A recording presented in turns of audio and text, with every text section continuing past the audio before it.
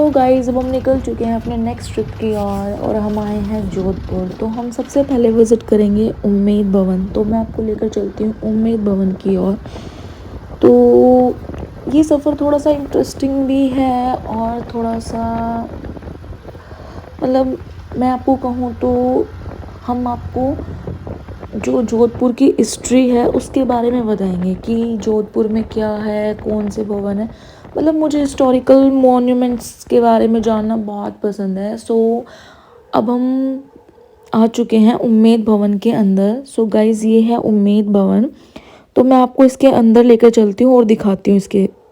So guys अब हम आ चुके हैं उम्मीद भवन के अंदर। इसके एक साइड पे इन्होंने म्यूज़ियम बनाया हुआ है और अभी भी जो यहाँ के प्रेजेंट राजा हैं वो यहाँ पे उम्मीद भवन के अंदर रहते हैं।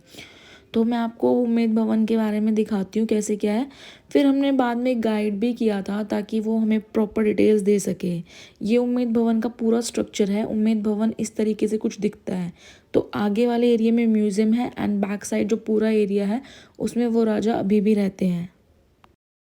सो गाइस जो हमने गाइड लिया था उसने हमें यहाँ के बारे में सारी चीज़ें बताई। तो यहाँ पे जो राजा वगैरह थे जितने भी, उन सब की फ़ोटोज़ थी। ये उनके जो डाइनिंग रूम वगैरह उनकी कुछ कुछ म्यूज़ियम टाइप में इन्होंने रखा हुआ था ताकि लोग देख सकें कि वो किस टाइप के प्लेट्स वगैरह में खाना खाते थे। ये उनका था जहाँ पे वो फैसला वगैरह सुनाते थे। और यहाँ पे उनकी पूरी प्रजा मतलब जो कि उनके मंत्री वगैरह थे, रानियाँ थी, वो यहाँ बैठती थी। ये वहाँ की विंटेज वॉचेज़ हैं जो कि बहुत ही पुरानी और बहुत मतलब यहाँ पे अलग अलग तरह की वॉचेज़ रखी हुई हैं। यहाँ से उम्मीद भवन का नज़ारा बहुत ही सुंदर अमेजिंग लग रहा था। मतलब ये विंटेज कार्स थी वहाँ पे जो कि पुराने टाइम पे राजा महाराजा यूज़ करते थे। और इन कार की कॉस्टिंग करोड्स में है।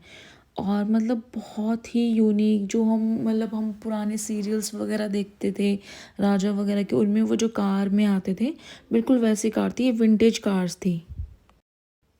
सो गाइस उम्मीद भवन के बाद हम आए थे ब्लू सिटी जो वहाँ पे है। बट अब वो ब्लू सिटी नहीं रही, इन्होंने पूरी ख़त्म कर दी है। तो कुछ कुछ घर ही ब्लू रहे हैं, बाकी सब उन्होंने कलरफुल कर लिए हैं।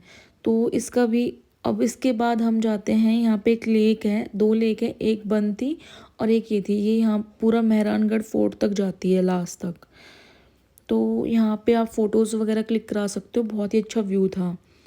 आफ्टर दैट हम किसी के घर की छत पे गए थे देखने के लिए कि हमें ब्लू सिटी नज़र आती है कि नहीं, बट ऐसा कुछ नज़र नहीं आया। ब्लू सिटी देखने के बाद हम आए ज़ू में और हमने वहाँ पे काफ़ी सारे एनिमल्स देखे और बर्ड्स वगैरह भी देखे। यहाँ की शायद टिकट एंट्री 30 रुपीज़ कुछ थी समथिंग। यहाँ पे पैरट्स थे आगे, फिर हिरन वगैरह, भालू। सो गाइस अब मैं आपको दिखाऊंगी लॉयन, टाइगर, लेपर्ड वगैरह बहुत सारी चीज़ें, बहुत अमेजिंग अमेजिंग चीज़ें देखेंगे। बट इस जू का जो वे था, वहाँ के जो व्यूज़ थे ना बहुत अमेजिंग थे। फोटोग्राफी जिनको शौक है वो कर सकते हैं। देखो वो लॉयन सो रही है, अगर वो बाहर होती तो कितनी खूंखार होती। ये टाइगर, ये लेपर्ड, दो लेपर्ड्स थे यहाँ पे।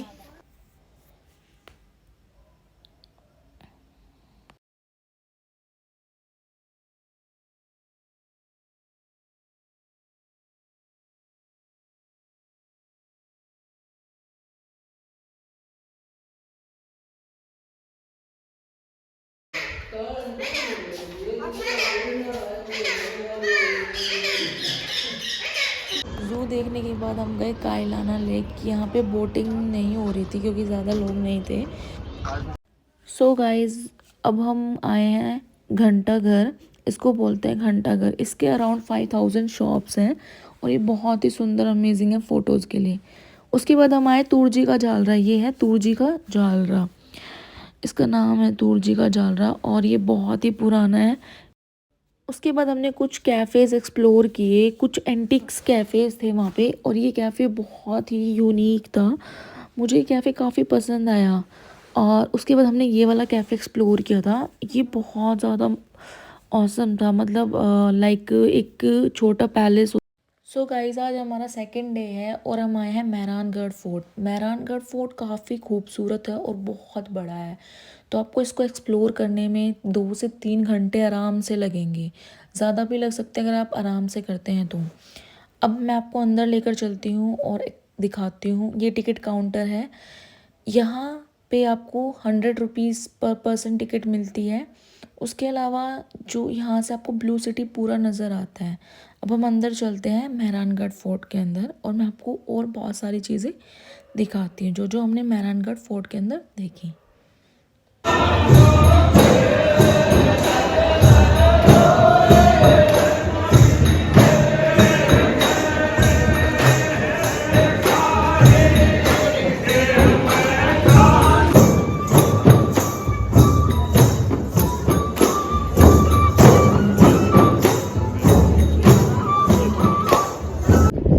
सो गाइज़ ये मेहरानगढ़ फोर्ट के अंदर एक टेंपल है और यहाँ दो रास्ते हैं जाने के।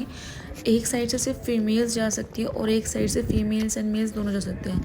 यहाँ पे बहुत सारी तोपें रखी हुई हैं, जैसे हम मूवीज़ वगैरह में देखते थे ना, जब राजा महाराजा के बहुत सारी लड़ाइयाँ वगैरह, तो वहाँ से अपने किले से फायर करते थे।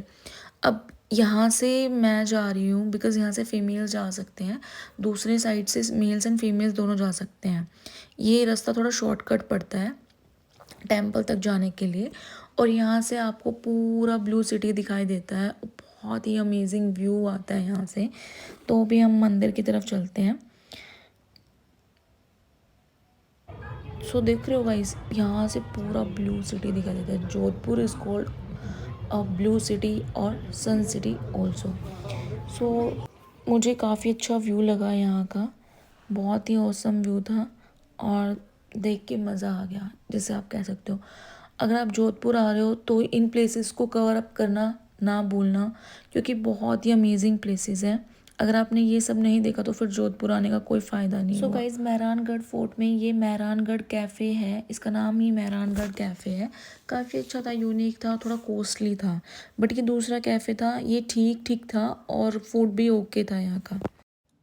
अब उसके बाद आए हैं हम जसवंत थाड़ा। इसको मिनी ताजमहल के नाम से भी जाना जाता है और ये बहुत ही सुंदर था, बहुत यूनिक था।